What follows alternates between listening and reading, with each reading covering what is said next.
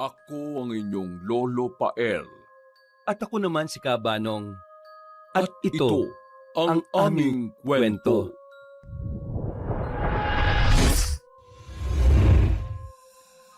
Oh, mga bata, magsigising na kayo.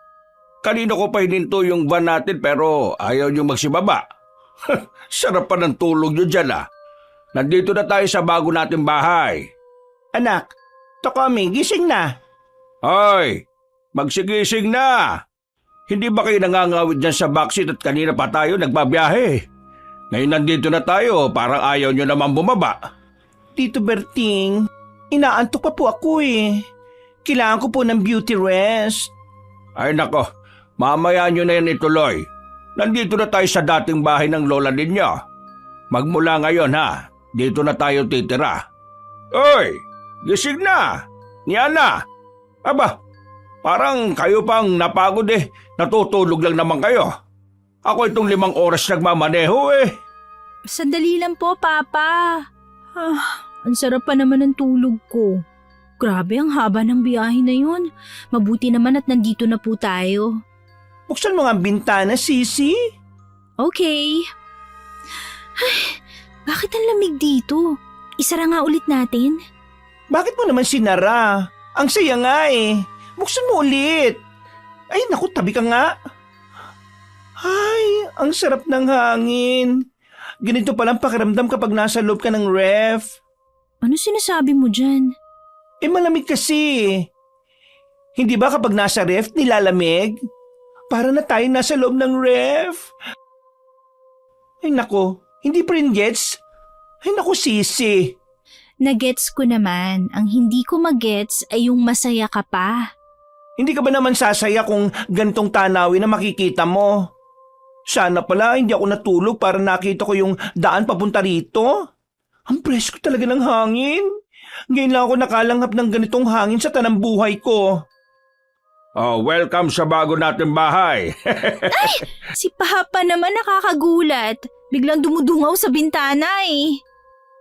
Sige na, lumabas na kayo dyan, bilis! Uy, labas na tayo, Sisi. Ay, perfect! Ang ganda ng lugar. Ang lamig ng hangin. Ay naku, mamaya, siguradong makakatulog ako nito ng mabilis.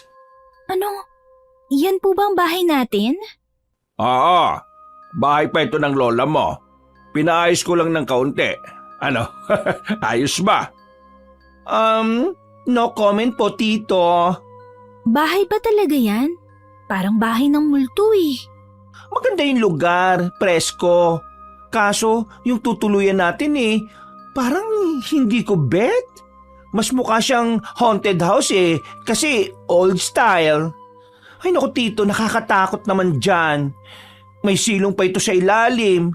Literal na bahay ni Lola ang tema nito. Ay, ano ba kayo? Maayos na nga yan eh. Pinarenovate ko na nga muna yan bago natin tirhan. Alam ba ninyo na sira-sira ang pinto niya nung unang kita ko?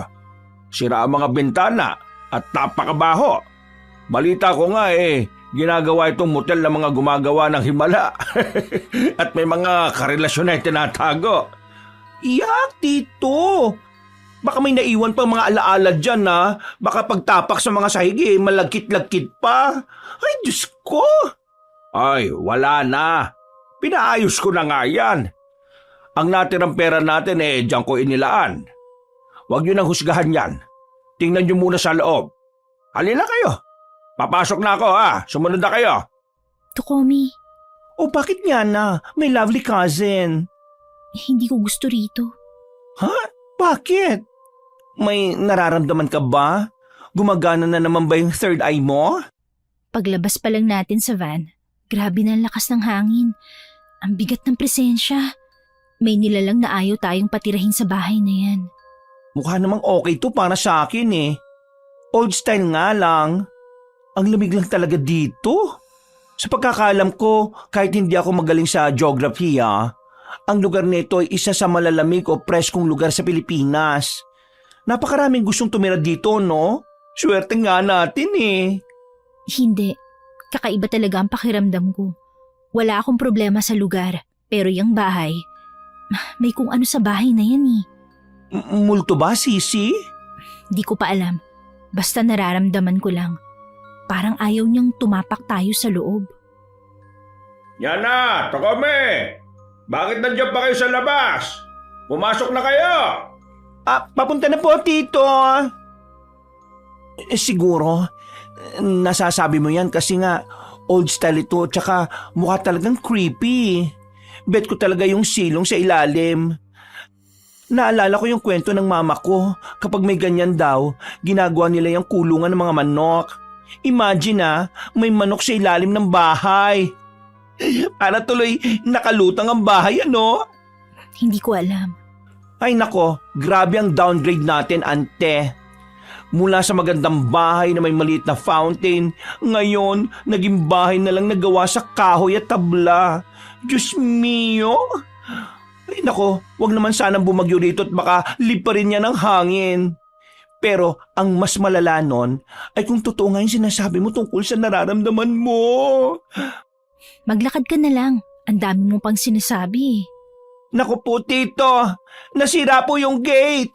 Hindi yata maayos ang pagkakalagay nito eh. Ha? Nasira ka agad? Pinayos ko na yan Ay nako, Tito. Mukhang na-scam ka ng mga manggagawa mo. Hayaan mo na yan. Mababa lang din naman yung binayad ko sa kanila kaya siguro ganyan. Huwag nyo nakintindihin yan. Ayusin ko na lang yan sa ibang araw. Berting! Napakaganda naman ng bakuran! Napakaraming halaman! Ay siyempre, hindi ko nakalimutan yan.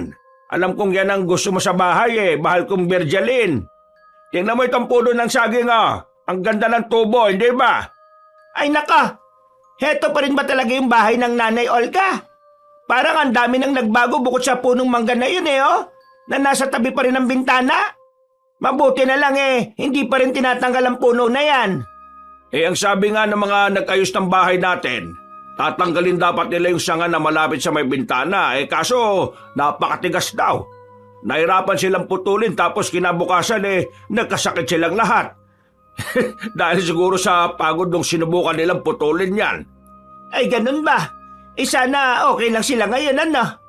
Gumaling naman daw kagad sila. Kaya minadali na itong kumpunihin.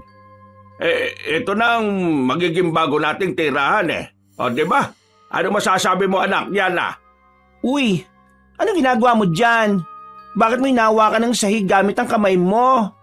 Nakakatawa to, Uy, tumayo ka nga dyan. Papa, hindi ko po gustong tumira dito. Ha? Bakit naman, anak? Tirahan pa ito ng lola mo, Nandito lahat ng alaala ko nung bata pa ako. Naman problema. Sa tingin ko naninibago lang siya kasi hindi ba napakaganda at moderno ng bahay natin sa Maynila? Anak, tingnan mo muna kasi yung bahay bago mo husgahan.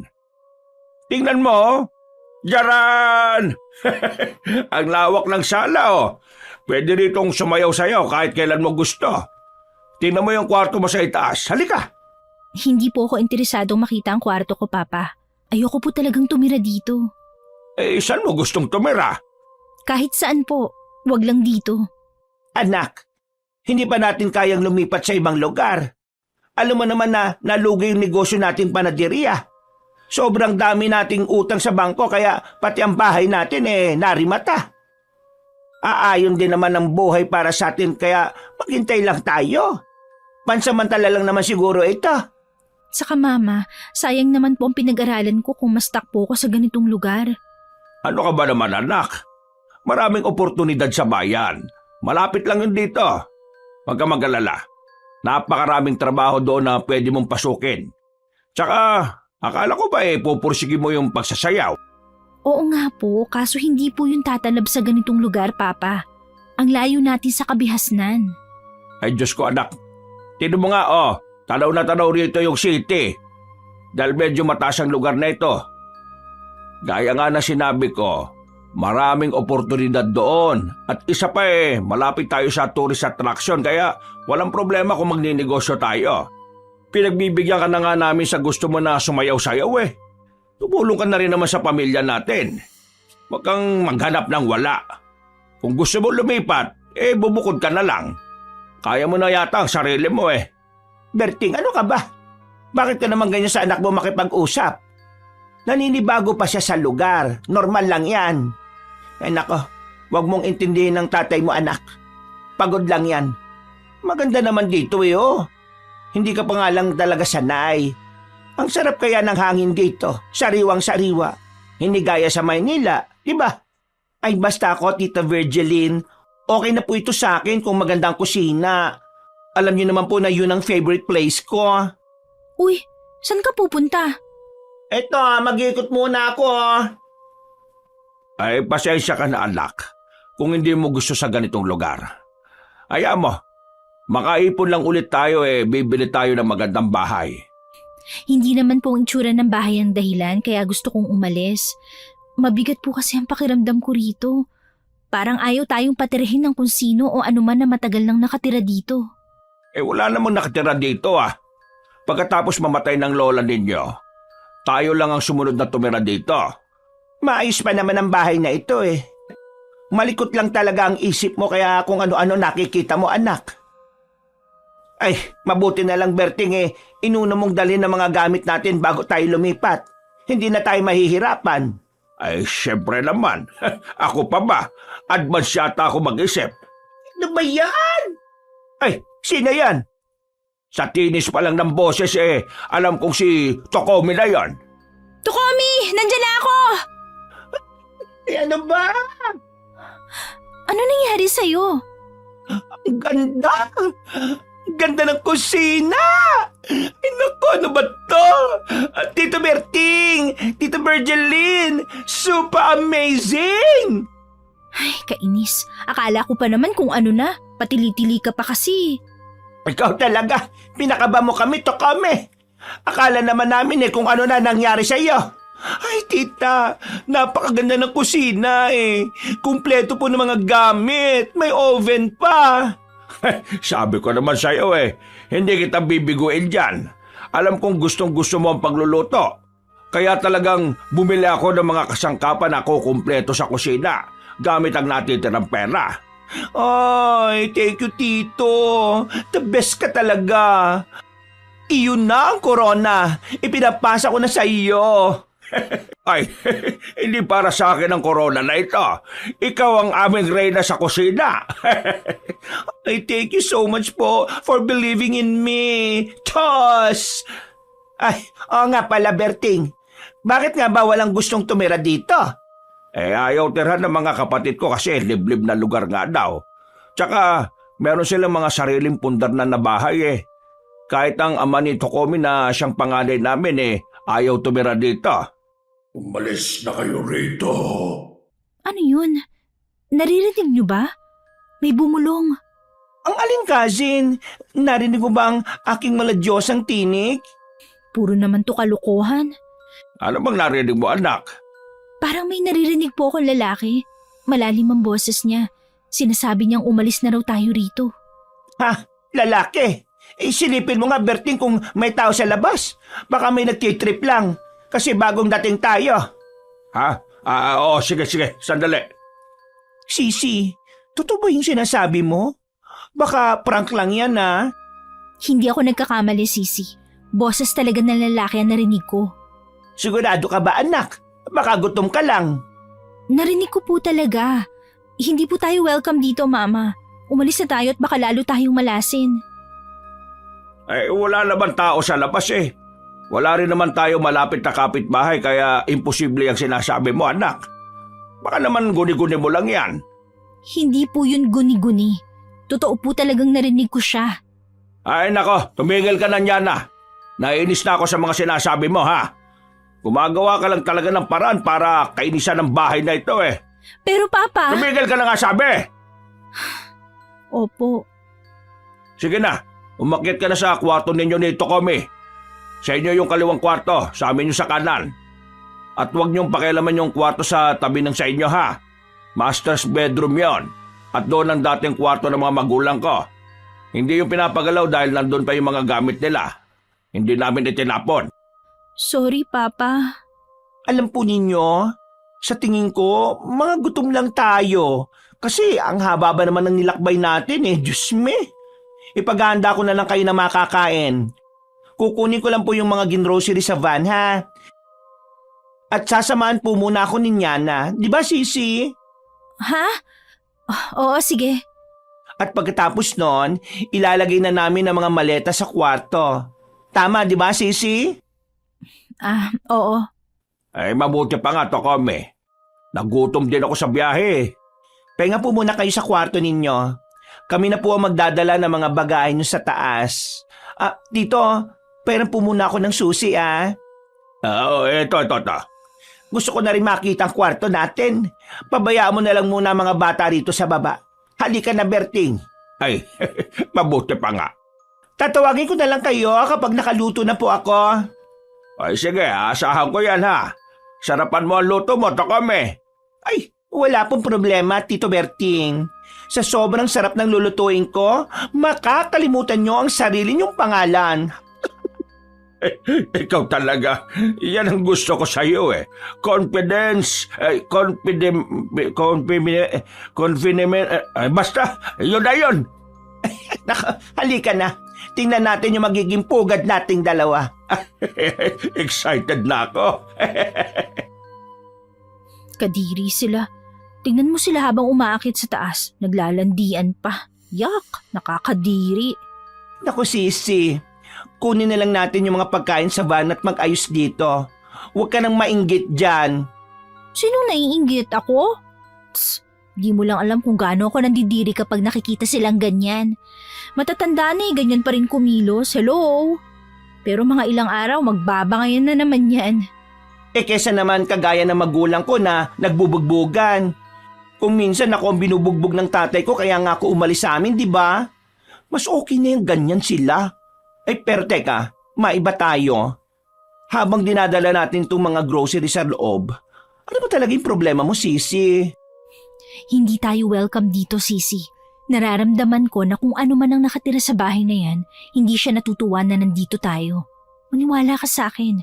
Gagawa yan ng paraan para mapaalis tayo rito. Anong nilalang ba tinutukoy mo? Diyos ko, kayo talagang may mga third eye. Kung minsan ang hirap niyong kasama sa buhay. Mas okay talagang sarado ang sixth sense eh. Narinig mo ang sinabi ni Papa kanina tungkol sa trabahador na sumubok putulin ng puno ng mangga? Nagkasakit daw matapos nilang subukang galawin ng puno. Sa tingin ko, hindi lang yung simpleng sakit. Ay, nakakatakot ka naman. Kinikilibutan ako sa iyo. Kaya nga, tulungan mo kung kumbinsihin si Papa na umalis na lang dito. Hindi ako sigurado kung isa lang ang nakatira dito pero sigurado kung hindi nila tayo gusto. Sa tagal ba naman ng nabakante ang bahay na ito hindi may kakaila na baka may namahay dito na ibang mga nilalang. Ay naku, wag na nga muna nating isipin yan. Magluto muna tayo ng pagkain. Paano itong mga gamit natin? Mamaya na natin yan iakyat. Hayaan mo na lang muna yan dyan sa sala. Di naman siguro yan tatakbo, no? Sama mo muna ako sa kusina. Tinatakot-takot mo ako Kaya palagi mo ako samahan. Parang ayoko nang bumalik, Sisi. Hindi ko talaga gusto. Kanina pala may pahawak-hawak ka pa sa sahig para pakiramdaman ng bahay. Para kang timang doon. Bakit mo ba yung ginagawa? Pinapakiramdaman ko nga kasi ang paligid. Nararamdaman kong kakaibang lamig ng sahig. Ibig sabihin, hindi siya normal na kaluluwa lang. Bukod sa kaluluwa, meron pang iba. Ha? Ganun ba yon? Ilalagay ko nga yan sa notes ko. Ay, nakakatakot ka naman Kapag may multo sa tabi ko, sabi mo sa akin ha. Pero naramdaman kong iba't ibang emosyon sa loob ng bahay. May saya, lungkot, galit at pagmamakaawa. Pero mas nangingibabaw ang pagmamakaawa. Hindi kaya may malungkot na nakaraan ng bahay? Hindi ko alam at ayaw ko na ring malaman pa. Sinamahan ni Nyana ang pinsan na magluto ng kanilang hapunan sa kusina. Nang matapos ay tinawag na niya ang mga magulang. Habang kumakain ay nararamdaman ni Nyana na tila may nagmamasid sa kanila. Palagi siyang napapatingin sa bintana. Kapag nakabukas ay tanaw na tanaw ang puno ng mangga. Nagulat sila nang humangin at tinangay ang mga dahon ng mangga papasok sa kanilang bahay. Matapos kumain, ay naglinis sila at nag-ayos ng mga gamit. Isinarado na rin niya na ang bintana para hindi magkalat ang dahon ng puno sa loob ng bahay. Mahimbing nang natulog si Nyana ng maalimpungatan. Naiihi siya kaya bumangon at binuksan ang pintuan ng kanilang kwarto. Nagulat siya nang makita na puno ng usok ang buong paligid. Bakit ang usok dito? Hindi ako makakita ng maayos. Teka, may sunog ba? Sunog! Sunog! Sisi, gumising ka! Ano ba yon? Gabi pa lang eh. Ano ba, Sisi? Gusto ko pa matulog. Gumising ka, may sunog! Sunog lang pala eh. Ha? Ano? Sunog? Paglabas ko ng kwarto, sobrang kapal ng usok kaya bumalik ako rito. Oo nga. Pumasok na ang usok sa loob ng kwarto. Yana, Tokomi, nasaan kayo? Papa, nandito po kami sa loob ng kwarto. Diyos ka, ang lakas ng usok. Narinig ka namin na sumisigaw eh. Ang kapal ng usok na ito. Papa, may sunog po yata sa loob ng bahay natin. Nakakasyokot naman. Baka ma-overtoasted tayo rito. Bumaba na muna tayo para makita natin. Hanapin natin kung saan nanggagaling ang usok na yan. O dahan-dahan kayo. Dahan-dahan sa pagbaba, ha? Diyos ko po, Lord, help us. Ayaw ko pa pong maging tinapa. Hindi kakayanin ang kagandahan ko. Baba na tayo, Sisi. Hawakan mo ang kamay ko, Sisi. Sabay na tayong bumabag dalawa. Nasaan na ba sina Tito at Tita? Hindi ko na sila naririnig. Nauna na kasi silang bumaba.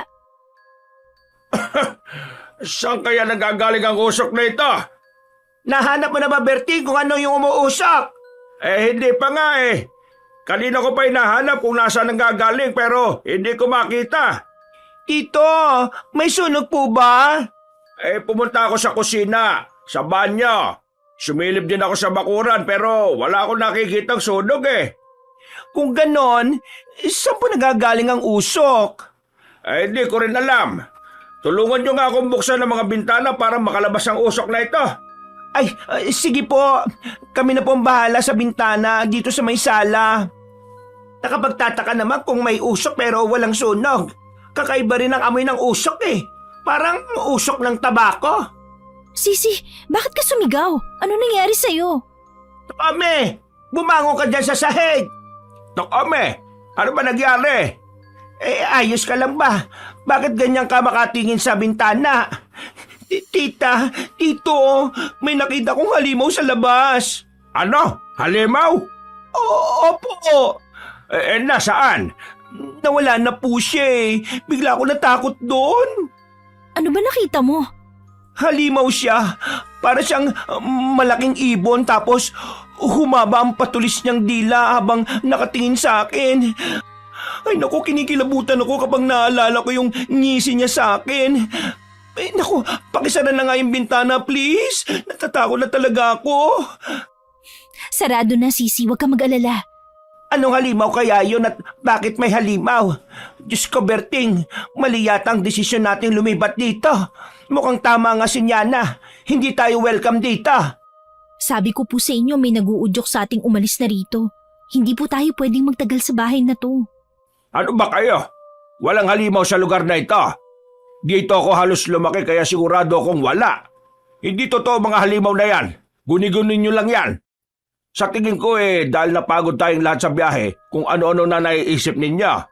Pero Papa, paano mo naman ipapaliwanag ang nakita ni Tokomi saka ang usok dito sa loob ng bahay? Hindi ko rin alam kung ano yung usok.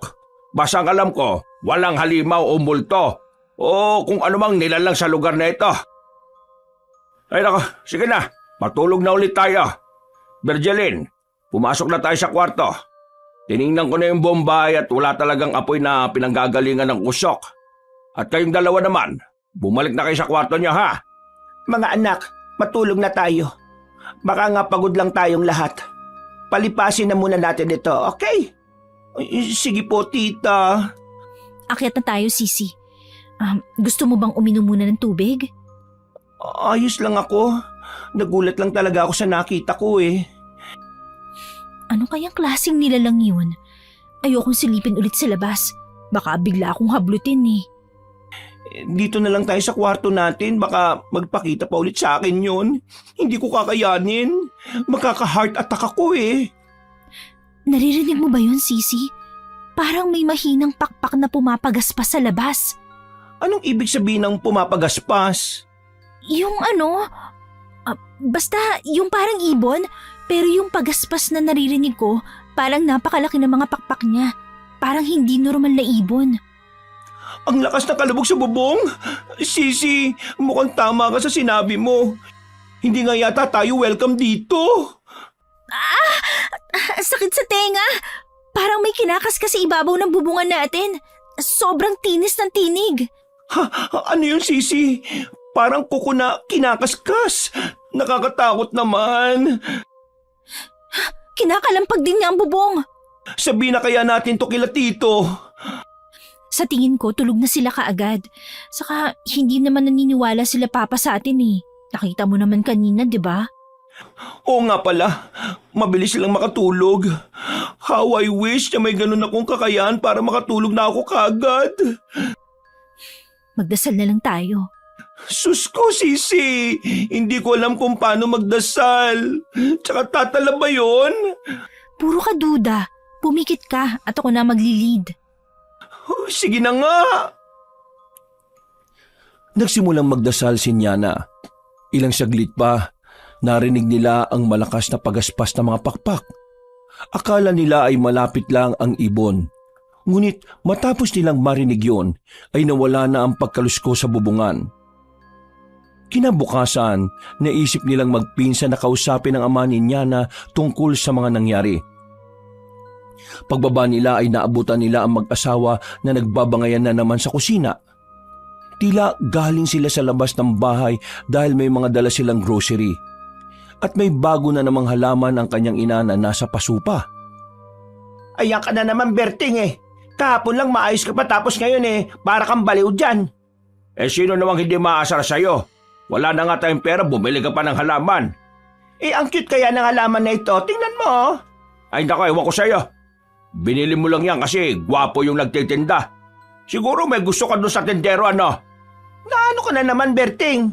Kadarating lang natin dito sa lugar na ito, iniisip mo kagad yan. Halaman lang naman ang binili ko.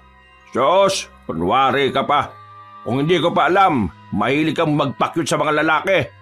May patawa-tawa ka pa habang nakikipagkwentuhan sa kanya. Bakit ka nagsiselos dyan? Malamang gagawin ko yon para makabawas ng presyo. Pakikipagtawaran ang tawag doon.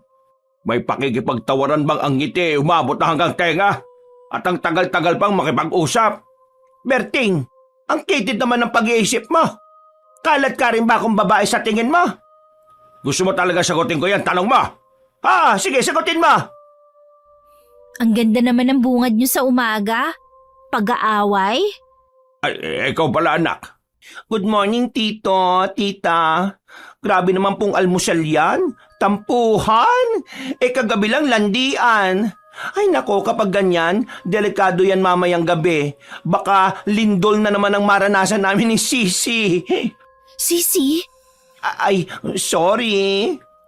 Ito kasing mama mo eh. Nagpapasikat na naman sa mga lalaki. Hi, excuse me. Hindi ako nagpapasikat. Masyado ka lang talagang silosa. Hindi ko alam kung masyado lang ba akong maganda o ano eh. Para ganyan ka kung magselos. Akala mo kung sinong maganda. Ako nga lang nagtsatsaga sa'yo eh. Hay! Dami mong sinasabi! Ay nako, mga minamahal kong tito at tita. Gutom lang yan. Akin na po yung ginrocery nyo at magluluto na ako ng makakain. Mabuti pa nga to, Komi. Alam mo ang gusto ko. Samantalang itong asawa ko puro kakaibang halaman lang ang nasa isip. At pakikipagkwentuhan sa kung sino-sinong lalaki. At least ako, nilulugar ko ang pagsiselos. Sus! Nilulugar daw. Wala po ba kayong araw na hindi nag-aaway? Nakalipat na po tayo ng tirahan at lahat-lahat, ganyan pa rin kayo. Sa gabi naman para kayo mga ibon na hindi maawat sa kalalandi. Bunga niya na! Hindi naman kasi kami mag-aaway kung hindi masyadong seloso ang papa mo. Ay nako, kayo talaga mga babae. Palaging sa lalaki sinisisi ang lahat. Ewan ko sa inyo. Palagi po kayo mag-aaway kapag nagtagal pa tayo sa lugar na to. Ano na naman ang ibig mong sabihin, anak? Tsaka, bakit ganyan ang itsura mo? Ikaw rin, Tokomi. Bakit para kayo mga panda sa lalim ng mga itim sa mata ninyo? Papa, hindi niyo po ba narinig ang kaluskos kagabi? Kaluskos? Wala naman kaming narinig. Hindi po kami kaagad nakatulog dahil sa mga kaluskos sa bubungan. Para pong may galit yung nasa bubungan dahil sa pagkakakuskus niya. Baka ibon lang. Marami kasing ibon dito. Papa, baka may iba tayong pwedeng tirhan bukod sa bahay na to. Kahit dito lang din sa lugar na to. Pinaiinit mo rin ang ulo ko gaya ng mama mo eh. Sinabi nang wala tayong ibang mapupuntahan bukod sa bahay na ito. At wala rin akong balak na umalis dito. Bakit nadamay na naman ako dyan? Pero Papa, baka mapahamak tayo rito. Paano niyo po mapapaliwanag ang nakita ni Tokomi sa labas ng bahay? Malamang guni-guni niya lang yon. Tito, hindi po. Sigurado ako siya nakita ko. Sa tingin ko rin, ang halimaw na yon ang umawra kagabi sa bubungan. Hindi kaya aswang ang nakita mo, Tokomi? Aswang? May aswang pa po ba sa panahon na ito? Hindi pa ako nakakakita ng totoong aswang pero sa tingin ko baka yun na nga po yun. Ay nako, bahala nga kayo. Basta hindi tayo aalis sa bahay na ito. Magtatawag na lang ako ng pare para may pa-blessing na ang bahay. Dapat ginawa mo yan bago pa tayo tumira. Abay, mahuhulaan ko bang kailangan pala natin yon? Matapos kumain ay umalis ang ama ni Nyana upang magtungo sa pinakamalapit na simbahan. Pagbalik, kasama na nito ang pari at 2 assistant. Nagsimula ng bindisyonan ng pari ang bahay. Habang nagsasaboy siya ng holy water, huminto sa harapan ng katabing kwarto ni Nyana at doon nagtagal ng pagsaboy ng holy water. Ilang araw ang lumipas ay naging maayos naman ang paninirahan nila hanggang isang gabi. Habang naglalakad pa uwi ang magpinsan galing sa kanilang racket, Sisi, parang hindi ko na gusto maglakad. Sumasakit na ang mga kasukasuan ko eh. Sisi, 20 years old pa lang tayo. Ano sinasabi mo dyan na masakit ang kasukasuan mo? Hindi tayo pagod sa kakasayaw sa kung saan dance contest eh. Dito tayo mapapagod sa kakalakad pa uwi sa bahay nating malayo sa kabiasnan. May mga van nga, hindi naman tayo sinusundo. Lately, napansin ko si Tito Berting, parang hindi na supportive sa trip natin. Hayaan mo siya. Stress yun si Papa kasi hindi niya alam kung anong negosyo ang pwede nilang pasukin ni Mama. Madali lang yon. Mag-ikot-ikot sila para makakuha ng ideya. Hawakan mo nga itong trophy mo. Diyos ko, Sisi, pahinga muna tayo, please. Huwag ka na magreklamo dyan. Malapit na tayo. Kita ko na nga ang bahay natin dito oh. Halika na. Ayoko magstay rito sa malagubat na paligid. Baka hindi ko kayanin ang mga makikita ko kung sakali. Sige na nga. Baka mas mahirap kung makakita ka pa.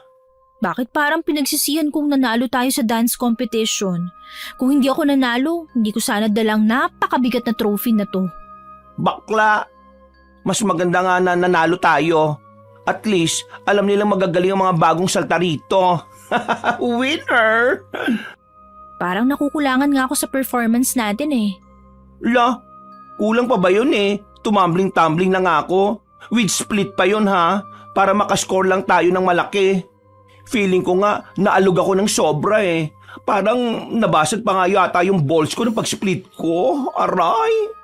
Naalog? Wala namang aalog sa'yo, Sisi. Oh, tingnan mo.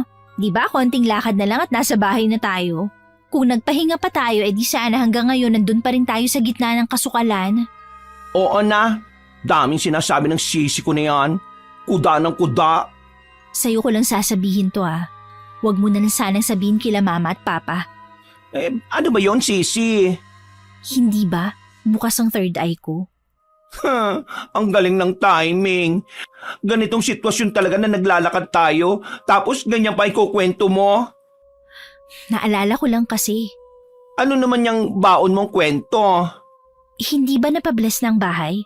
Dapat ang mga nilalang o mga multo umalis na sa bahay na yun. Oo. Feeling ko umalis na kasi hindi na tayo nakakaramdam ng kung ano-ano, hindi ba? Iilan lang ang sumama sa liwanag. Anong ibig mong sabihin? May mga multo pa rin sa bahay. Sisi, bakit ka naman nananakot? Kinikilabutan na tuloy ako. Tingnan mo, nanginginig ang hawak ko sa flashlight. Gabi-gabi naririnig kong may bumubulong sa tenga ko na umalis na raw tayo. May mga naririnig din akong umiiyak at humihingi ng tulong. May isang lalaki akong nakita na nakatingin siya sa kwartong nakalak doon sa tabi ng kwarto natin. Yung kwarto raw ni na lolo at lola noon? Bakit naman siya nakatingin doon? Tsaka, hindi natin yung binubuksan kasi ayaw ni Tito Berting, di ba? Nandun daw kasi yung mga gamit ng mga magulang niya. Hindi ko rin alam kung anong meron sa kwartong yun. Pero one time, may narinig ako na parang nahihirapan huminga. Sisi, nakakainis ka naman eh. Bakit ngayon ka pa nagkwento? Kung minsan, ibagay mo naman sa lugar yung pagkukwento mo. Pero, ano nga kaya ang laman ng kwartong yun? Yun talaga ang iniisip mo? Ang iniisip ko naman eh, bakit hindi pa sila sumama sa liwanag na sinasabi mo pagkatapos mapabasbasan ng bahay? Teka, tumigil ka! Bakit? May nararamdaman na naman akong kakaiba. Again? Akala ko ba tapos na ang problema natin sa mga bad spirits, Eme? Masangsang ang amoy. Bakla, baka ako yan ha? Hindi, ano ka ba? Ibang naaamoy ko. Baka ang naaamoy mo eh, itong kakarag-karag na gate na ito. Siyemay naman ang gate na ito. Akala ko ba gawa na ito ni Tito? Huy, ano sinisilip mo sa silong? Baka may paa. Sisi ang weird mo na talaga. Bakit naman magkakaroon ng paa dyan? At saka, di ba lumulutang ang mga multo? So, hindi mo rin makikita. Sinabi ko naman sa'yo na hindi lang multo ang nararamdaman ko, kundi isang elemento. Bukod sa elemento, may isa pang hindi ko maipaliwanag na presensya. Baka yun ang aswang. Lord, bakit niyo po ako binigyan ng pinsan na maraming nakikita? Nasaan ba yung third eye mo, Sisi? Nang matakpan ko yung gamit ng packaging tape. Ma? Pa? Hindi nakalakang pinto. Bakit kaya? Sisi, mag-iingat ka sa tinatapakan mo, ha? May something sa saigi, oh. Ano to? Dugo? Dugo? Bakit naman may dugo? Hindi ko rin alam. Sila mama at papa. Sisi, naiisip mo ba ang naiisip ko? Paano kung habang wala tayo ay may nanloob sa bayat kaya hindi sumasagot si na tito at tita ay... Ayokong isipin yan. Nanginginig tuloy ako sa sinabi mo. Halika, sundan natin ang patak ng dugo na to kung saan papunta. Teka lang, natatakot ako, Sisi. Paano kung totoo nga? Hindi natin malalaman kung nandito lang tayo sa bungad ng pintuan. Halika na. Iba na ang naglalaro sa isip ko eh. Pakapit ako, Sisi, Nasusyoko Takeshi eh. Sino bang hindi natatakot? Yung patak ng dugo papunta sa kusina. Oh no! Not my favorite place! Mama? Papa? Ano ba? Nakikiliti ako dyan. Kikilitin pa kita lalo. Mama! Papa! Ay, nandyan na pala kayo. Ay, Diyos ko po, ang mga matatanda nga naman. Bakit po kayo nandito? Grabe ang kaba namin.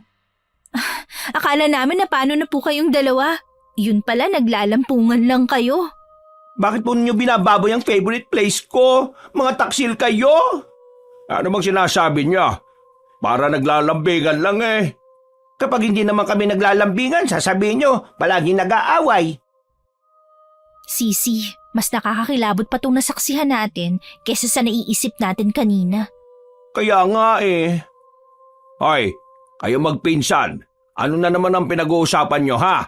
Loko talaga kayo, Papa, ano po itong dugo sa sahig? Oo nga, Berting. Ano itong mga patak ng dugo? Wala naman ito kanina. Abay, hindi ko rin alam. Baka sa niluto mo yan. Paano makakaroon ng dugo gulay ang niluto ko? Kung ganun po, saan galing ang mga dugo na yan? Lalo akong kinakabahan. Dito lang kayo sa likod ko. Susundan natin ang bakas ng dugo. Mauna ako. Ano kaya yan? At saka, sino ang may gawa? Ay, ang igay mo naman. Sumunod ka na nga lang muna. Mainit na naman ang ulo mo eh. Sige ka kasing salita dyan eh. Anong siging salita? Nakakaisang sentence lang ako eh. Haya ka na naman sa mga patutsada mo. Hindi ka na teacher ha. Huwag mo akong tinuturoan. Aba, bakit kaya hindi na ako teacher? Dahil lang din sa'yo eh. Lahat ng katrabaho ko pinaghihinalaan mo.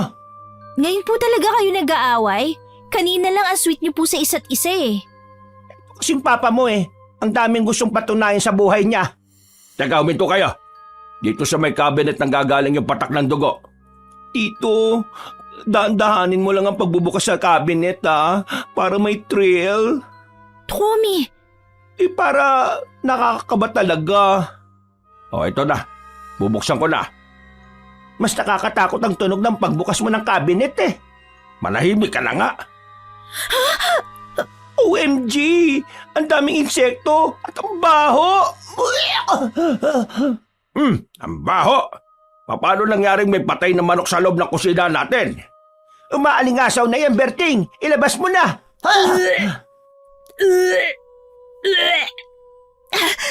ang laki ng mga langaw na umaaligid sa manok. Hindi ito manok eh. Isa itong uri ng ibon. Ang laki niya para maging manok. Anak, Tokomi, magtakip kayo ng ilong at bibig. Baka pumasok sa bibig ninyo ang nagliliparang langaw. Nakatakip na po. Ilalabas ko lang tong ibon na ito. Hindi natin napansin na merong ganito dito.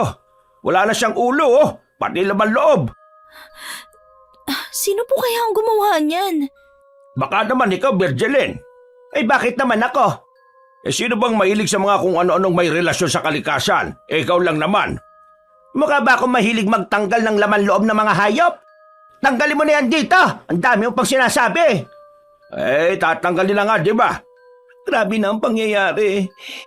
Hindi na kinakaya ng powers ko. Nasusyokot na ako, mamang. Huwag kayo matakot. Nandito naman kami. Sabi ko na po sa inyo eh, may something sa bahay na to. Hindi talaga tayo safe dito, Mama. Umalis na po tayo hanggat may oras pa. Akala ko ba ayos na? Napablessing na natin ang bahay eh. Sa tingin ko, tanga lang yung ibon. Baka nakapasok yun sa bintana at tumama dito sa cabinet natin. Inilabas ko na muna siya. Iniisip ko pa kung ililibing ko ba siya o susunugin. Anong tanga ang ibon? Ikaw ang hindi nag-iisip. Lumipad yung ibon papunta sa loob ng cabinet eh. Pati ang pagkaputol ng ulo. Pagkabagsak ba? Nakaganong kagad? Anong gusto mong gawin ko? Imbestigahan ko yan kung paano nangyari. Umalis na tayo dito, Tito. Minamaligno na tayo eh. Anong minamaligno? Bakit tayo mamalignohin eh? Wala naman tayong ginagawa masama. Wala lang yan. Siguro may pusang pumuslit sa kusina at dinala ang ibon dito. O di ba pwede yon? Natakot nyo kasi sarili nyo eh. Papa, totoo nga po kasi. Alam naman ninyong pinablessing na natin ang bahay, di ba? Ilang araw ang dumaan na wala namang nangyari kaya nagkataon lang to. Gumagawa kayo ng sarili nyong multo eh. Sige na. Teka, kumain na ba kayong dalawa? Sino naman po makakakain sa ganitong sitwasyon? Ako, kakain ako. Bahala kayo kung ayaw nyo. Kung gusto nyo, kayo na magdesisyon kung paano nyo i-dispatch ang ibon na yon. Magain ka na, Virgilin. Kayo na lang po ang kumain. Aakyat na po ako sa kwarto. Tito, tita, akyat na rin po ako. Kumain lang po kayo dyan ha. Uy, Sisi, okay ka lang ba? Hindi. Ay, tinapon talagang trophy sa kama. Panirang ibon na yun eh. Hindi tuloy nila napansin na nanalo tayo sa dance contest. Nakakainis talaga. Hindi nakikinig sa akin si Papa. Mag-chill ka nga lang, Sisi. Ano ka ba naman? Sinusuntok mo pa ang unan mo? Ang mga matatanda talaga hindi nakikinig sa mga anak nila. Nasusyokot na nga rin ako, Sisi. Gusto ko na lang umuwi. Kesa naman palagi tayong ginagambala ng mga entity na hindi natin nakikita. Magpapabugbog na lang pala ako sa tatay ko. Mas scary ko yun eh. Ano ka ba? Kailangan lang nating ipilit kay Papa na umalis na tayo rito. Kung aalis tayo rito, Sisi, saan naman tayo pupunta? Ano ka ba? Kailangan lang nating ipilit kay Papa na umalis na tayo rito.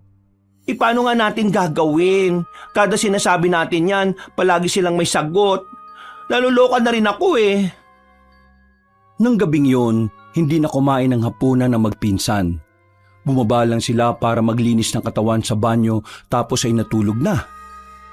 Nasa kahimbingan sila ng tulog nang maramdaman ni Nyana na tila pinagpapawisan siya. Kahit na hindi naman dapat dahil malamig ang klima sa kanilang lugar. Nabigla siya nang may humatak sa paa niya mula sa kama. Mabilis siyang bumalikwas at hinanap kung sino ang gumawa.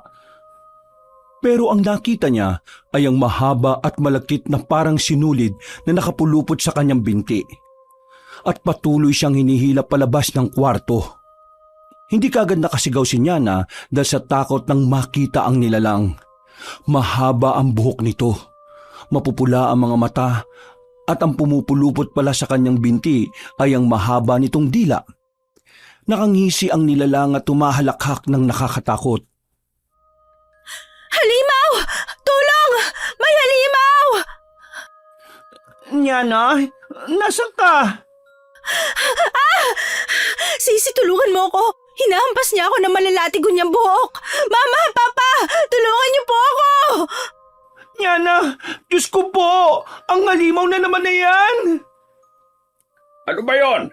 Bakit nangigay mo, anak? May problema ba? Halimaw! Halimaw! Hinila na naman niya ako! Tulong! Naku po, Sisi! Kumapit ka sa kamay ko, Sisi! Huwag kang bibitaw! Tulungan niyo ako! Tulong! Mama! Papa! Sino kang halimaw ka? Bitiwan mo, anak ko! Grabe! Ang buhok ng halimaw na yan! Nagiging parang mga karayom kung tumusok! Mag-ingat ka, Berting! Kapag natusok ka niyan, magiging donut ka talaga! Tulungan mo ako! Kumuha ka ng panlaban dyan! Kahit ano! Ha? Hindi ko alam! Wala akong makitang pwedeng gamitin! Mama! Tulong po! Hindi ko na kayang kumapit kay Tokomi! Mahihila na niya ako! Lalong humihigpit ang kapit niya sa binti ko! Tita, ayun po oh! May walis tingting sa gilid ng hagdanan! Baka pwede pong gamitin yan! O kaya hanger! Kahit na ano po! Gunting o ano! Tama! Sandali! Teka! Pati ako sinusugod na ng halimaw! Huwag mo ako yan! Walang yaka! Walang magdidilig ng mga halaman ko tuwing umaga! Si tita naman, mas inalala pa ang pagdidilig ng halaman kaysa sa kalagayan ng anak niya! Mga traidor na magulang! Nakabalik na si tita sa loob ng kwarto! Andito na siya! Hindi ko na kaya kumapit! Lalong humihigpit ang pagpulupot niya sa binti ko! Nahihila na rin niya ako, Sisi! Pero kumapit ka lang, hindi kita bibitiwan! Bitiwan mo ang anak ko! Nakikita mo itong gunting na hawak ko! Gupit ka sa akin ngayon! Ano ha? Akala mo sumuko na ako? Hindi ako basta susuka! Sige, sumugod ka ulit! Tingnan natin kung makapagsalita ka pa kung putol na yan dila mong yan! Ay, ang galing mo, tita! So amazing! Naputol mo pa ang dila niya! Pati ang ilang hibla ng buhok niya, hindi mo rin pinaligtas! Ay, aswang! Hindi ba tayo tapos? Tumatakas ka na kagad! Hindi pa nga ako nakakaganti! Ayos lang ba kayo? Mama, thank you po sa pagligtas sa akin. Mabuti na lang iniwan ko yung gunting ko na panggupit ng halaman sa kwarto namin. Tingnan mo ang tatay mo, wala naman siyang inambag, siya pa maangas. Ayos lang ba kayo? Sabi ko naman kasi sa'yo, Papa, delikado po ang buhay natin dito eh. Pasensya na. Hindi ko naman alam na hahantong sa ganito eh. Alam mo ba kung anong nilalang yung Berting? May naiisip ako pero hindi ako sigurado. Base sa itsura niya, hindi ako sigurado pero sa tingin ko aswang siya. Oo nga, mukha siyang aswang. Para siyang aswang na tiktik. Tiktik po? May iba-ibang aswang po ba? Sabi ng mga matatanda, Ang mga tiktik ay may mahabang dila gaya lang ng nakita natin ngayon. Tao sila sa umaga pero tiktik sila sa gabi. Pumasok na nga muna kayo. Hatid muna natin si Nyana sa kwarto. Eto. Saan bang kama mo dito, Nyana? Nasa kaliwa po. Kaya pala ikaw yung unang inatake dahil ikaw yung nasa bungad ng pintuan Tito, totoo po ba yung aswang na yon? Yun din po ba yung halimaw na nakita ko nung unang dating natin dito? Bakit kaya tayo ginagambala ng halimaw na yon? Wala namang buntis sa bahay natin. Yan nga ang hindi ko alam baka naman buntis ka, Nyana. Naku talaga, makakatikim ka sa akin. Hindi po Muntik na nga ako mamatay, pinaghihinalaan niyo pa po ako. Buntis lang naman ang inaaswang lalo na ng tiktik. Sige po, aamin na po ako. Matagal ko na po itong itinatago. Ako po ang buntis, Tito. Tumahimik ka nga, Takobe. Parehas lang tayo ng ari-arian, no? Saan lalabas ang bata pag nanganak ka? Ay, sayang. Akala ko makakalusot. Baka naman po si Tita Virgil din ang buntis.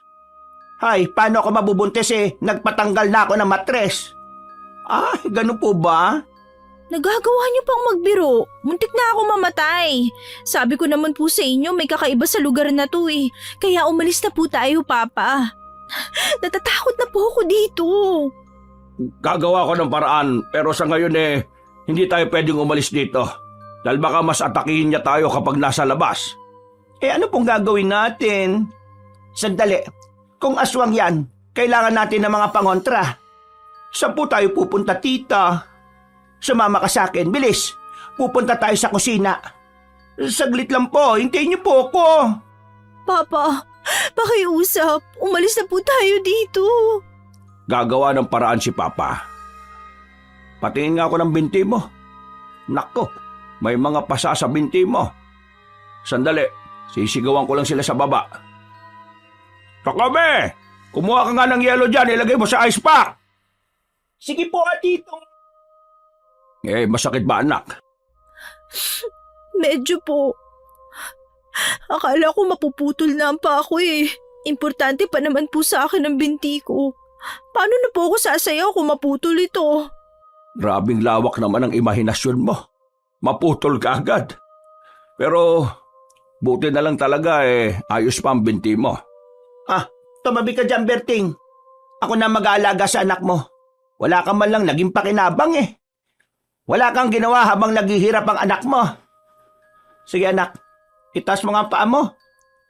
Isampa mo sa tuhod ko, gagamutin ko yan. Anong wala na akong ginawa? Nakita mo naman kung paano ko muntik na patay ng aswang na yon. Tumigil ka na sa pakiramdam mong lagi kang bayani sa kwento. Abay, ginagalit mo na naman ako Tito, tita, sa tingin ko, hindi po itong tamang oras para mag-away kayo. Kawawa naman si Nyana Na-stress na nga po sa aswang, pati po sa pag-aaway niyo may stress pa. Eto kasi. Bakit naman ako? Ma, Pa, wag na po kayong magsisihan. Walang may gusto ng lahat ng ito. Samahan mo na nga lang ako, Takome. Magsaboy tayo ng asin sa paligid. Sabi sa akin noon kapag may aswang, dapat magsaboy ng asin pangontra sa kanila. Mabuti pa nga po. Pero Tito, wag niyo po akong iwan Mari ba naman kitang pabayaan? Nagsaboy ng asin ang magtiyo habang ginagamot naman ni Virgin si Nyana. Panay pa rin ang hikbi ni Nyana. Naiinis siya dahil hindi marunong makinig ang kanyang magulang. Sa isip niya ay kung naniwala lang ang mga ito, hindi na muntik maputol ang kanyang paa. Mabuti na lang at hindi malala ang paa niya. Kinabukasan, maagang nagluto ng pagkain si Tokomi. Masigla na siya ulit samantalang si Nyana ay hindi magawang ngumiti. Ang mag-asawa ay pilit namang inaaliw ang anak. Alam niyo po ba? Nanalo kami ni Nyana sa dance competition kagabi. Hindi na nga lang po natin na i-celebrate dahil sa ibon na nakita sa kusina. Ay, ganun ba? Abay, congratulations sa inyong dalawa. Masaya kami para sa inyo. Hindi ba, Berting? Oo. Sobrang proud. Tagos hanggang buto. Walang duda anak nga kita. Congrats niya na. Tingnan po ninyo, ganito pong tumbling at split ang ginawa ko para manalo kami.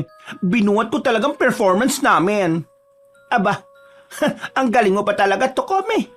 Ilan lang ang nakakagawa niya na. Abi, opo. Bale, 3 na lang kami sa buong universe ang kaya mag-split ng ganito. Nakakatuwa ka naman. Nakakatawa siya, hindi ba niyan na? Niyan na. Bakit naman ang lalim ng iniisip mo? Hindi po ba tayo aalis sa lugar na to? Nakakabahala na talaga. Gusto man namin pagbigyan ng hiling mo wala naman kaming mahanap na malilipatan. Ang hirap ng hinihiling mo, anak So, ano na lang po mangyayari nito? Gabi-gabi na lang po tayong mababagabag kung babalik ang aswang na yun o hindi? Hindi naman sa ganun, anak. Kaso lang hindi pa natin kayang lumipat. Kung nakinig lang po kasi kayo sa akin, hindi na po mangyayari to. Tuloy, may mga sugat ako sa paa at hirap makalakad dahil sa ginawa ng aswang na yun. Yana, ang bibig mo ha, bantayan mo yan. Hindi kita pinalaking bastos. Ginusto ba natin magkaroon ng ganitong problema? Perting, mag-usap nga muna tayo saglit. Dito na muna kayo sa sala ha. Mag-uusap lang kami. Sige po. Sisi, relax ka lang. Gumagawa naman sina tito at tita ng paraan Kaya wag mong istresin ang sarili mo. Tingnan mo na lang itong pag-split ko. Dito napawaw ang mga judges Ano yun? Bakit nga na? May problema ba? Parang may narinig akong tumawa. Sobrang lalim ng boses. Ayan ka na naman Hapon pa lang naman yana. Siguro naman knock-off duty pa yung aswang ngayon. Tumatawad na naman siya, Sisi. Sino ba kasi? Panira naman ang mood yan Kainis Masama na naman ang pakiramdam ko rito, Sisi. Parang laging may pares na mga mata na nakamasid sa atin. Ha? Saan? Saan mo pa siya nararamdaman?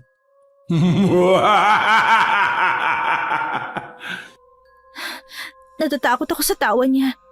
Tingnan mo, tumataas ang balahibo ko. Sisi, umangin ng malakas. Naku po, nagpasukan ng mga daon ng mangga sa loob ng bahay. Mahirapan na naman akong walisin to. Oy, Sisi, saan ka pupunta?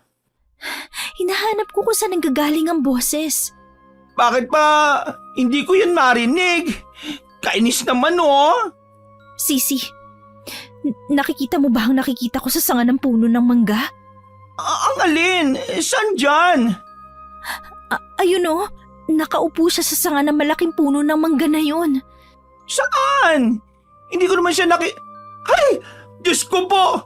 Anong klaseng nilalang yan? Nakangisi pa siya sa atin. Tama ang kutob ko. Hindi lang aswang ang nakasubaybay sa atin dito. Sa tingin ko, siya ang dahilan ng usok dati sa bahay natin. Nagbubuga siya ng usok ng sigarilyo. Nakikita ko na siya, Sisi. Sana hindi ko na lang nakita. Gusto kong sumigaw ng malakas pero parang tinakasan ako ng sarili kong boses. Grabe ang itsura niya. Maitim ang balat niya, mabalahibo, at may nagniningas sa mga mata. Yung nasa bibig niya parang malaking sigarilyo. Parang lumang bersyon ng sigarilyo yan. Tabako ata ang tawag dyan. Nakakatakot siya. Isasara ko ng bintana. Hindi ko na siya kaya makita. Palapit siya sa bintana. Bilisan mong pagsara. Anong problema, Tokomi? Yana? Bakit kayo sumisigaw? Tito, tita, may Ano ba'y ano? Yung ano? Ano nga? Sabihin mo na. May kung anong nilalang sa labas. Nakakatakot po. Nandiyan na naman ba yung aswang? Hindi po, tito. Ibang nilalang po ito. Nakakatakot siya. Patingin nga ako. Buksan mo ulit ang bintana. Huwag na po, tito. Baka pumasok po siya Nakakatakot nga kung ibang nilalang na naman yan. Ano ba naman bahay to? Paulit-ulit ko pong sasabihin na sinabi ko na sa inyo na umalis na tayo rito. Hindi pa nga tayo makakaalis, anak. Kung hindi po tayo aalis, mas marami pa tayong mararanasang hindi maganda rito. Diyan lang kayo. Lalabasin ko lang siya. Tito, wag na po, baka saktan kanya. Kaysa naman palaging ganitong ginagambala nila tayo. Sabi ng lolo ko takot daw sila sa walis tingting na nakabaliktad. Virgilin, kumuha ka ng asin. Dito lang kayo, kukuha lang ako ng asin sa kusina. Mama! Dito lang tayo, Sisi. Diyos mo naman ba ito, parang pampelikulang happenings. Umalis ka! Umalis ka! Huwag mong saktan ng pamilya ka! Virgilin, yung asin, dali! Eto na nga! Ha! Tingnan natin kung hindi ka tablan ng asin. Umalis ka! Layuan mo, pamilya ka! Bigla na lang siya naglaho. Anong klaseng nilalang ba yon? Teka, isa ba yung kapre? Pumasok na tayo, bilis! Maglagay ka ng asin sa may pintuan. Nakapaglagay na ako. Diyos ko, bakit may mga ganitong nilalang sa paligid natin? Wala namang ganito noon Ano nang gagawin natin, Berting? Baka guluhin na naman tayo ng mga aswang na yan. Ano po yung malaking lalaki na may sigarilyo? Isa yung kapre, hindi yung tao. Madalas yung nakatira sa mga puno. Kung sa puno po sila nakatingin, sa tingin ko po nakatira po siya sa puno ng mangga. Puno ng mangga. Katabi lang natin ang puno na yan, lalo na sa kwarto ninyo. My gosh! Hindi ko kinikerry ang showbiz happenings dito. Parang ayaw ko nang lumabas ng bahay. Ano ba kasalanan natin at ayaw nila tayong tantanan? Tama, siya nga siguro ang may gawa ng usok ng unang gabi natin. Isa pala siyang kapre. Naniniwala po ba kayo sa akin? Sabi ko sa inyo, meron talaga nang gugulo sa atin. Papa, sige na, umalis na tayo rito. Ayaw nila tayong patirain sa bahay Siguro silang umuko pa noon nung walang tao rito.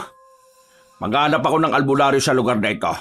Pero baka matagalan ako bago makakuha dahil namatay na yung matandang albularyo na kilala ko Paano? Paano yan? Baka atakin ulit tayo. Maglagay na lang muna tayo ng mga pangontra sa paligid ng bahay. Madali na kayo, bilis! Papa, bakit ba ayaw niyo pong makinig? Umalis na po kasi tayo sa bahay na to. Hindi nga pwede. Bahay ito ng mga magulang ko. Hindi naman ako papayag na ako pa ang mapaalis sa pagmamay-ari ko. Kung gusto mo, bumiyay ka pabalik ng Maynila. Makitira ka muna sa bahay nila Tokobe. Dali na, magkasikaso na kayo. Ihatid ko kayo sa bus terminal. Virgilin, sama mo silang bumiyahe. Pero ano ka naman? Ako na ang bahala sa sarili ko. Palalayasin ko ang mga gustong umangkin sa bahay ng mga magulang ko. Pero tito, hindi ka po namin pwedeng iwan dito. Hindi rin naman pwedeng wala tayong gawin. Tsaka ayaw kong umalis dito kaya kayo na lang. Total yan na, mapilit ka. Di mag-impake ka na. Pero Papa, Umakit ka na, bilis! I-start ko na yung van. hindi po ako aalis kung hindi ko po kayo kasama. Ako din po, hindi po ako aalis. Dapat palagi po tayo magkakasama. Nagdesisyon na ang mga bata, Berting. Hindi ka namin iiwan sa bahay na ito. Ay nako, ang gugulo nyo talagang kausap. Ay sige, dito na lang kayo. Maghahanap at magtatanong ako kung saan ako makakakita ng albularyo. Sa ngayon habang wala ko, paligiran nyo ng asin ang buong paligid ng bahay. Pati mga bintana, mga pinto, at hagisan nyo rin ng bubungan. Maglagay rin kayo ng mga bawang. Hanggat maaari, magsama-sama lang kayo. Hindi natin alam kung kailan ulit sila aatake. Mag-iingat ka, Berting, ha? Kayo rin, mag-iingat din kayo. Ako na magsasara ng pinto at gate. Nyana, Tokome, magsabay kayo rito sa loob ng bahay. Opo. Papa, mag-iingat po kayo. Babalik ako. Itataboy natin ang mga nilalang na yan. Pangako. Sisi, halika na. Sundin na natin ang utos ni Tito. Hawak ko na itong garapon ng asin. Halika na, simulan na natin sa itaas. Sige, halika na. Pasensya ka na kung paulit-ulit ako pero kinakabahan na talaga ako Daan-daan ka lang sa paglalakad ha. Masakit pa ang mga paa mo, di ba? Hindi ko akalain na kahit hindi pa 10 oras ng gabi, nagpaparamdam na sila. Bakit nila tayo ginaganito? Wala rin akong ideya, Sisi. Ang malaga, buhay pa rin tayo. Kailangan lang natin makasurvive. Kaya huwag kang mawalan ng pag-asa. Kaya natin to. Kapag naaalala ko yung aswang, bumabalik sa akin ang ginawa niyang pagpulupot ng dila niya sa binti ko. Kinikilabutan talaga ako.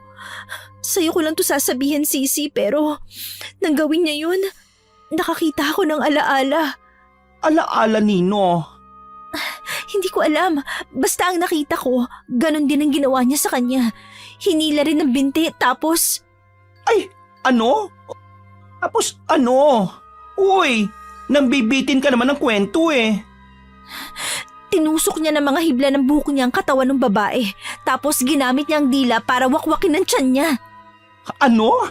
Nakakaloko naman ang kwentong yan. Kaya halos hindi ako makakilos noon kasi nakikita ko ang alaala na yon habang ginahapos niya ako. Kaya siguro ang sabi mo eh, may naririnig kang kakaiba tuwing gabi. Lalagyan ba natin ng asin ang kwarto ni na lolo at lola? Sabi hindi ba buong bahay? Wala tayong ititira. Mamaya, maglalagay rin ako ng bawang sa kwarto natin. Kung pwede lang gawing kwintas ang bawang eh, baka nagawa ko na. Kaso, hiwa-hiwalay kasi yung bawang na meron tayo eh. Nakakatamad naman pagdugtong-dugtongin. Nag-asikaso na sila upang lagyan ng mga pangontra ang bawat paligid ng bahay. Umuwi si Berting ngunit hindi niya kasama ang albularyo dahil hindi siya makahanap ng albularyo na malapit. Dumayo pa siya sa kabilang lugar para lang makahanap. Ipinagpabukas niya na lang ang paghahanap sa albularyo. Kaya nilagyan na lang nila ng mga pangontra ang buong bahay. Kinagabihan, hindi na naman sila pinatahimik ng aswang. Unang nagparamdam ito sa kwarto ni Nanyana at Tokomi. Malakas na kinalubog nito ang kanilang bubungan kaya nagising na naman ang magpinsan. Sisi, gising. May kumakalabog na naman sa bubong natin. Diyos ko, hindi na talaga ako makabeauty rest sa mga nilalang na ito. Hindi na takot ang nararamdaman ko eh. Galit na talaga. Sinusubukan na naman niya makapasok. Subukan niya lang talagang ibaba ang dila niya. Gugupitin ko talaga yon. Nakapagsaboy ka ba ng asin sa bubong? Ay naku, nakalimutan ko. Hayaan mo na, kaya siguro nakatapak pa siya sa bubungan. Ihanda mo ng asin. Kapag bigla tayong sinugod, sabuyan mo ng asin. Oo, Sisi. My God! Natuklap niya ang kapiraso ng bubong! Yuko, Sisi! OMG! Natapon lahat ng asin ko pagkayuko ko! Magtago ka na lang sa ilalim ng kama mo. Dito lang din ako sa kama ko. Ginamit niyang panusok sa atin ang matutulis niyang hibla ng buhok. Ayoko na talaga. Gusto ko na siyang sabunutan sa inis. Lalo mong ikalat ang asin sa sahig para hindi siya makababa. Ginawa ko na. Pwisit kang aswang ka. Kapag pumangit lang ako, umanta ka sa akin. Sinabuyan ko siya ng asin. Munti ka na ako matusok ng buhok niya. Scary niya. Nakita mo ba yung itsura niya? Para siyang galit na galit. Nawala na yata siya. Sisilipin ko lang ulit. Mag-ingat ka ha. Wala na ulit siya, Sisi. Ay, salamat na wala na siya. May kumakatok. Baka sina tito o tita yan. Sandali lang po. Oh, bakit mo ako pinipigilan, Sisi? Sandali lang. Sino yan? Mama? Papa? Kayo po ba yan? Hindi siya sumasagot. Huwag mo munang bubuksan. Bakit? Dahil ba baka yung aswang yan? Oo, Sisi. Hindi natin alam kung tao ba yan o yung mga nanggugulong nilalang. Palakas ang pagkatok niya sa pinto. Galit na galit yata siya. Hindi naman po kunat ang pagkatok niya. Ha? Tumigil na siya. Paano kaya siya nakapasok kung hindi siya nakababa mula sa bubong? Baka nagbutas siya ng panibago sa ibang pwesto ng bubong. Naririnig ko yung bawat takbang niya sa bubong. Peste naman no. Para tayong nakikipaglaro ng tagu-taguan eh. Sina Mama at Papa, kailangan natin silang puntahan. Ay, oo nga pala. Pero paano tayo makakapunta roon? Baka nag-aabang lang ang aswang sa labas eh. Paano nga ba? Hindi ko rin alam kung anong gagawin natin eh. Ha? Lumalakas na naman ang hangin. Para saan bumukas ang bintana? Tingnan mo, Sisi. Yung mga dahon ng mangga. Parang may sariling buhay. Pilit nilang binubuksan ang pinto. Galing nun ah. Nakita mo ba, Sisi? Nabuksan ang pintuan! Halika, lumabas na tayo. Sandali! Bumalik ka rito! Ha? Bakit? Nararamdaman kong may papalapit. Naririnig ko yung mga yabag niya papunta rito. Ayan na siya. Balik na ako sa ilalim ng kama. Halika na rito. Tabi na tayong dalawa. May asin pa ako rito. Dahil doon sa malakas na hangin, tinangay tuloy ang asin na nasa sahig. Sa tingin mo ba, pinagkakaisahan tayo ng kapre at ng aswang? Siguro dahil pare silang ayaw tayong tumira rito. Naku naman mas okay pa makipaglaban sa mga tao kaysa sa mga nilalang na ganyan eh. Anong laban natin sa kanila? Hindi nga namin napag-aralan ng mga aswang at kapre na yan sa eskwelahan eh. May papasok! Magtago tayo sa ilalim. Oo, naririnig ko nga yung tunog ng paglalaway niya. Ha? Yung parang humihigop siya ng hangin. Basta, hindi ko ma-explain eh.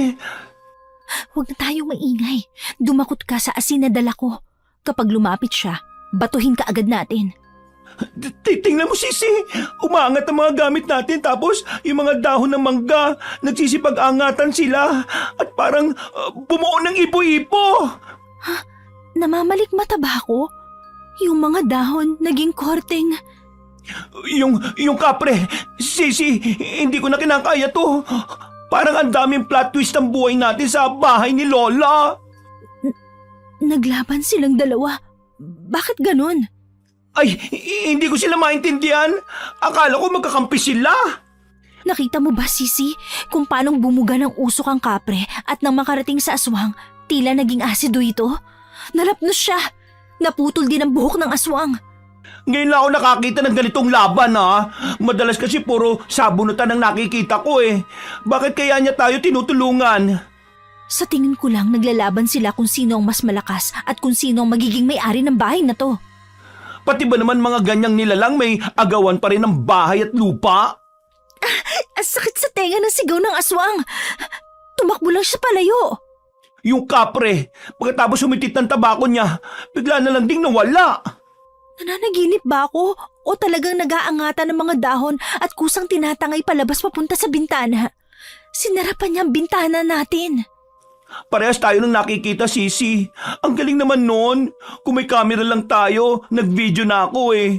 Pambirang labanan ng nakita natin ah. Sa tingin mo ba, kaaway ba natin siya o kakampi? Yan ang hindi ko sigurado. Pero salamat sa kanya at natapos na ang paghihirap natin. Si Mama at Papa, silipin natin. Ay, mabuti pa nga. Ikaw na ang kumatok. Sisi, hindi naman nakalaki eh. Silipin mo nga, baka kung ano nangyari sa kanila eh. Nag-alala tayo sa wala. Ang himbing ng tulog nila. Magkayakap pa oh. Salamat naman.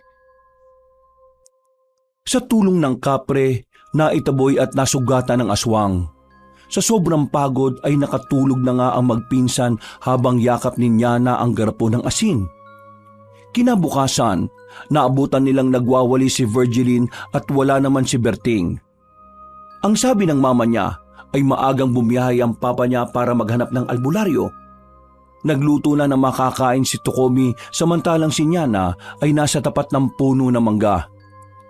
Pinagmamasdan niya ito ngunit kahit anong gawin niya ay hindi nagpapakita ang kapre.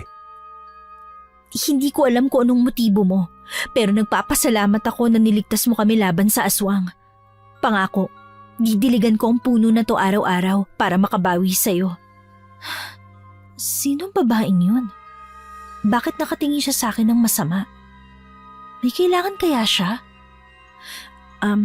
Excuse me po, may maitutulong po ba ako? Wala naman. May kailangan po ba kayo? Tinatanong mo ko kung may kailangan ako? Opo. Bakit kayo tumira sa bahay na yan? Hindi mo ba alam kung ano ang bahay na yan bago kayo tumira? Sabi po ng papa ko, bahay po ito ng lola ko.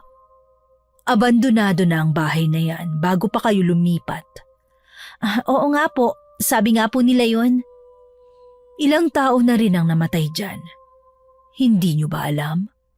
Po, hindi po eh.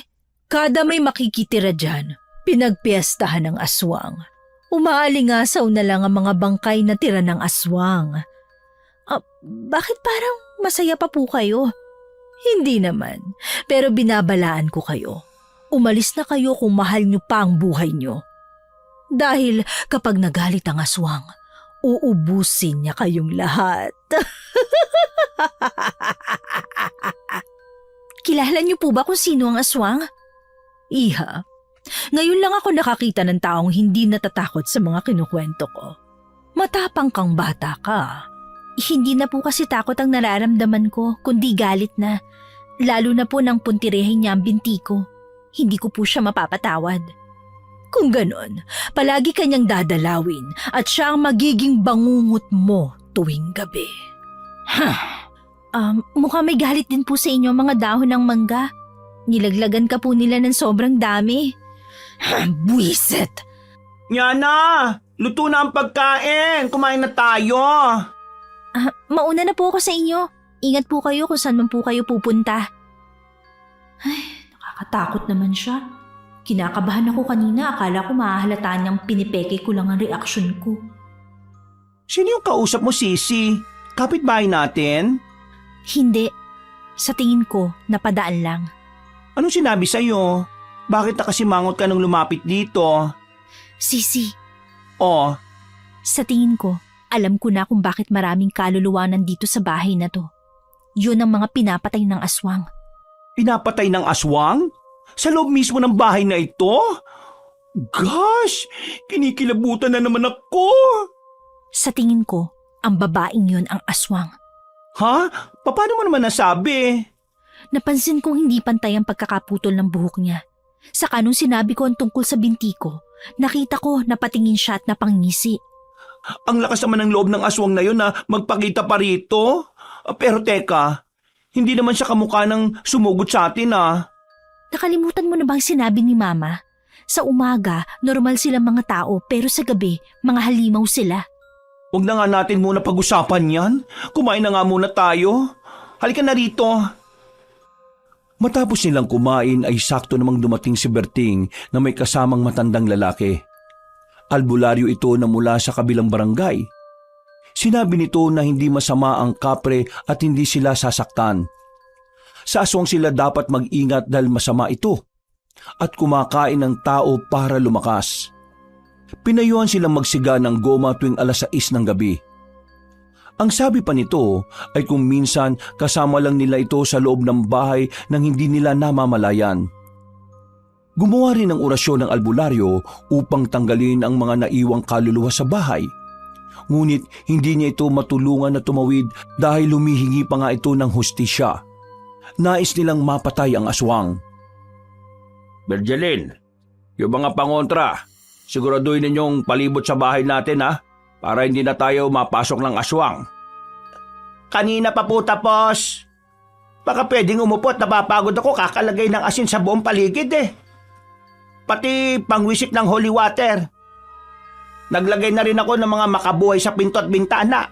Lahat na ginawa ko. Mabuti naman. Tinatapos ko lang itong pagsiga ng goma.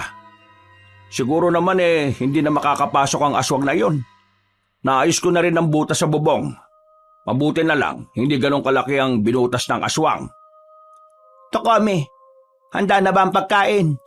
Parang bigla ako nagutom Naluto ko na po ang ulam, tita. Ang kanin na lang po ang hinihintay natin. Ang bango lang niluluto mo Siyempre naman po, ako pa ba? Mama, akyat lang po ako sa kwarto. Kukunin ko lang po ang librong binabasa ko. Ay, ako din pala may kukunin sa taas. Matagal pa naman itong niluluto kong kanin sa rice cooker Sama na ako sa iyo. Sige. Ay, paano tong niluluto, ma? Kanin pa lang naman po yon, tita. Sige. Tara na, Sisi. Ano bang kukunin mo sa kwarto? Naiwan ko kasi yung radyo ko 7:00 mag-uumpisa ang pinakikinggan kong drama sa radyo. Kaya naman pala Sana naman wala nang aswang na manggulo sa atin ngayon, no? Sus ko, gabi-gabi na lang. Sana may day off din siya. Nakakapagod na rin siyang kalaban Sisi, bakit hindi ka umiimik dyan? Tingnan mo yung kwarto ni na Lola. Parang may tumutulak sa pinto. Ano? Tumutulak? Parang may gustong kumawala mula sa kwarto. May naririnig akong hayop. Parang aso na kinakawawa.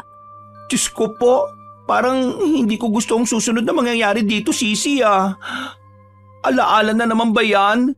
Paano naman magkakaroon ng aso dyan? Napuwing ako! Oh my gosh! Nasira ang pinto! Tumilapon ang aso?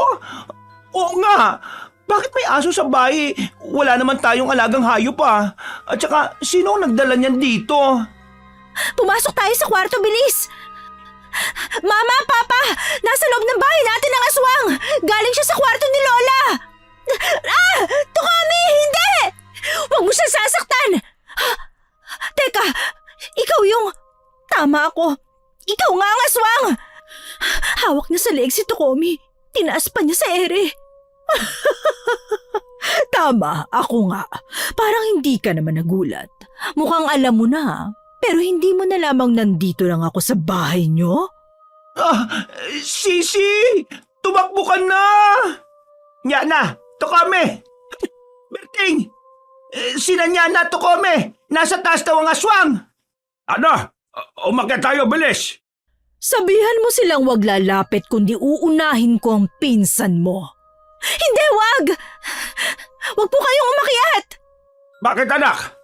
Papatayin niya si Tokomi kapag lumapit pa kayo. Mga tanga talaga kayong mga tao. Hindi niyo man lang naramdaman ang presensya ko na nasa kabilang kwarto lang ako. Kung sa bagay, magaling ako magtago ng amoy ko. Apat nga pala kayo rito. Mabubusog na naman ako. Paano siya nakatakas sa pakiramdam ko? Hindi ko man lang naramdaman na nasa loob siya ng bahay. Napakahina ako naman. Sasabuyan ko na lang siya ng asin. Utakan mo pa ako, ha? Subukan mong isaboy ang asin. Sisiguruhin kong mamamatay siya. May laso ng buhok ko na madaling pumatay sa kanya. Ikaw rin, kapag namatay siya, kasalanan mo. Oops, pinatulog ko muna ang mga magulang mo. Huwag ka magalala. Kaya kong palitan ng kung ano ang buhok ko kaya pampatulog lang yan. Mama, Papa! Walang iya ka! Nalaglag sila mula sa hagdanan. Pakialam ko. Oops, huwag kang kikilos. Kung hindi, papatayin ko silang lahat. Ano bang kailangan mo sa akin? Actually, papatayin ko naman kayong lahat Gusto ko lang makita mo kung paano mamatay ang mga mahal mo sa buhay. Napakasama mo! Matagal na. Ngayon mo lang alam, sa dami ng ginawa ko. Gusto ko makita mo kung paano ko sila patayin. Gusto ko makita yung galit sa mga mata mo. Umpisahan natin sa pinsan mo. Huwag! Hindi ka talagang babae ka! Ang sakit sa balat ng asin na yan! Kapag hindi ka tumigil, ihahagis ko siya! Sisi, huwag mo ako intindihin. Tumakbo ka na! Hindi ako tatakbo. Hindi ko kayo pwedeng iwan dito. Kanina ko pa gustong gawin sa'yo yan. Ang sampaling ka ng paulit-ulit gamit ang dila ko. Katulad lang din kayo ng mga biktima ko noon. Walang espesyal sa inyo. Puro lang kayo yabang!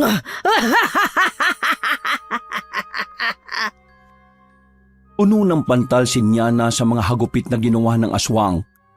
Hindi siya masyadong nakatayo dahil doon. Sinipsip ng aswang ang dugo ni Tokomi kaya unti-unti siyang nangihina. Halos mawala na ng malay si Tokomi nang lumakas ang ihip ng hangin at halos mapuno ng dahon na mangga ang hallway kung saan sila naroroon.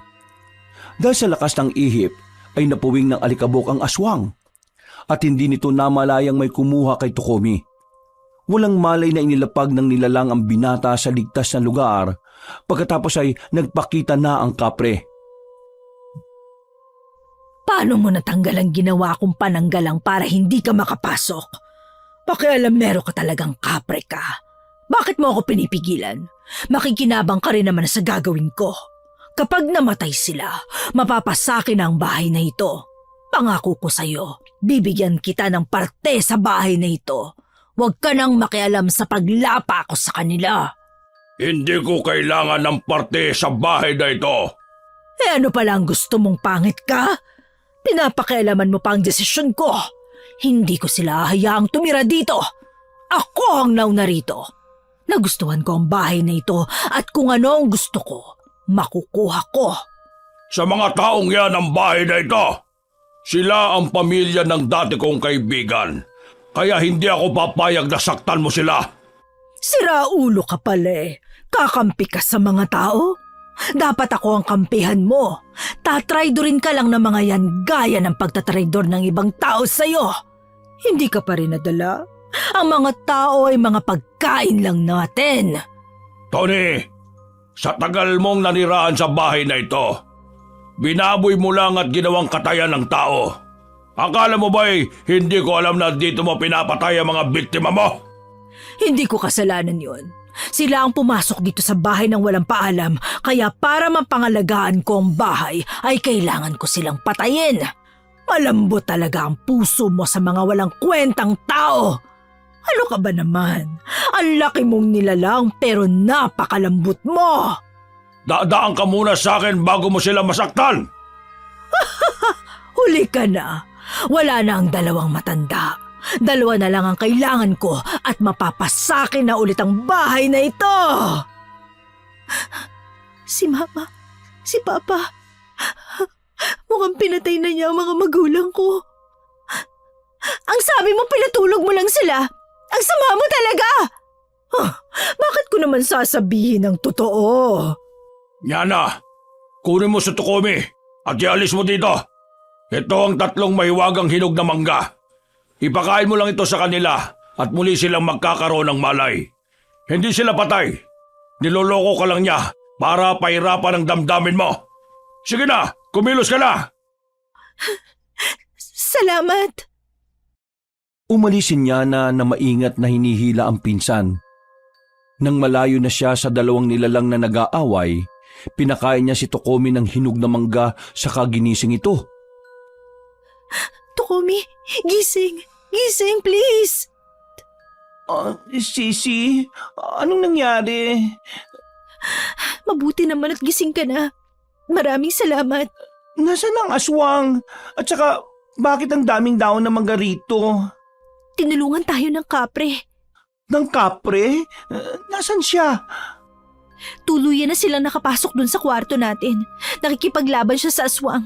Halika na, samahan mo ko. Kailangan nating mapakain sina Mama at Papa ng mangga para magkamalay na sila. Ganun ba? Sino ang nagsabi niyan? Mangga? Makakamalay ang tao? Pwede pa mainit na kanin. Tsaka kapag napaso magigising talaga. Ang kapre ang nagsabi sa akin. Kumilos na tayo. Akala ko katapusan na natin eh. Hindi ko na alam ang gagawin. Mabuti na lang dumating ang kapre. Bakit na kaya tayo tinutulungan? Ang dami mong sugat niya na. Baliwala to. Hindi ko rin alam pero natutuwa ako na tumutulong siya. Mama, Papa, gising na po. Akin ang isang mangga. Ipapakain ko kay Tito Berting. Ikaw nang bala kay Tita. Sige, ito. Mama, gising ka na. Sisi, gising na rin si Tito Berting. Papa! Sandali nga. Ba't mo naman kami niyayakap? Para namang hindi tayo nagkita na matagal Ano ba nangyari? Ang sarap sa pakiramdam Parang nawala ang mga lamig ko sa katawan. Mama, Papa, tinurukan kayo ng laso ng aswang. Mabuti na lang at tumulong yung kapre. Kapre?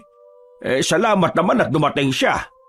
Hindi po pala namin nakwento na tinulungan kami ng kapre kagabi. Hanggang ngayon tinutulungan niya pa tayo. Siya ba ang may gawa ng kalat na ito? Abay, halos mapuno ng mga dahon ng bahay natin Hala, humangin na naman ng malakas. Papa, Mama, ayun na po siya. Huwag kayong matakot. Ako si Kumal. Ako ang nakatirang kapre sa puno ng mangga. Kumal, maraming salamat. Tinulungan mo kami. Walang anuman. Utang na loob ko sa yumao ninyong lolong tahanang ito. Kung saan ako nakatira hanggang ngayon, hindi masamang ibalik ko rin ang tulong na ibinigay niya. Sandali, kaibigan mo lolo ko? Oo, pero inaamin ko, minsan na akong nagpasyang umalis dito dahil sa aswang na umangkin sa bahay na ito. Pero dahil sa alaala ng kaibigan ko, binantayan ko pa rin ang bahay niya. Huwag kayong mag-alala, patay na ang aswang. Kaya hindi na niya kayo gagambalain. Nako, maraming salamat sa tulong mo. Hindi ko akalain na mabibigyan ako ng tsansa na makausap ang kagaya mo. Kung gusto mo ng makakain, palagi kitang lulutuan at iaalay araw-araw bilang pasasalamat. Para sa'yo pala, Ano to? bulaklak ng mangga. Oo, nakikita ko nga na bulaklak ito ng mangga. Pero bakit mo ako binibigyan? Sandali, gusto mo ba ang pinsan ko? Hoy, Sisi, ang bunganga mo ha. Hala, seryoso? Gusto mo ang pinsan ko? Sisi, sasabunutan kita dyan. Aasahan ko ang pagkain mo araw-araw na para sa akin. Aba, bigla siyang nawala. Nahiya siguro. Aba, ang aming tokome ay may manliligaw na. Uy, si Sisi! He, tumigil ka nga. Nakakakilabot. Sinilip nila ang aswang sa kanilang kwarto ngunit walang bakas ng kahit na abo mula sa katawan nito. Naramdaman din ni Nyana na ang mga multo ay tuluyan ng umalis na sa kanilang bahay. Simula noon ay hindi na sila ginambala ng kahit na anong nilalang, maliban sa kapre na naging kaibigan na nila. Araw-araw silang nag-aalay ng pagkain para sa kapre bilang pasasalamat sa pagbabantay sa kanila. Nakahanap ng magandang pwesto ang mag-asawa sa bayan para sa bago nilang negosyo. Si Nyana ay nagtrabaho na rin malapit doon. Samantalang si Tokomi ang katuwang na mag-asawa sa pagninegosyo. Kapag may dance contest ay sumasali pa rin ang magpinsan. Lumago ang kanilang negosyo hanggang sa naparenovate na nila ang bahay. Doon na rin nagkapamilya si Nyana habang si Tokomi ay nanatiling walang kasintahan dahil mas gusto niya ang magnegosyo. Paminsan-minsan siyang dumadalaw sa kanyang pamilya para mangumusta. At ang mga magulang ni Nyana palagi pa ring aso't pusa, kagaya nung kung paano sila nung una pa lang. Wakas.